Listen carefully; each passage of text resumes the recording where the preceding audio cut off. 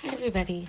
I wanted to touch on my makeup a little more because I'm not satisfied with it. But besides that, I mean, it's going pretty good. I mean, I want to do a little blush is all I mean, but I wanted to do it on video, and this isn't the best layout, but I'm gonna go with it because I can't really fix it.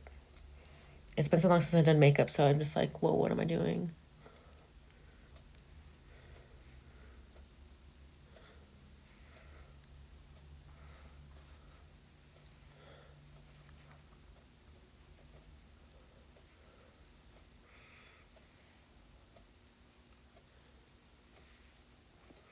I was doing some crazy stuff with the bronzer, with the blush. I mean, with the highlighter. I mean, I'm gonna just do this finishing spray. I like I did my eyes today. I'll show it in a minute.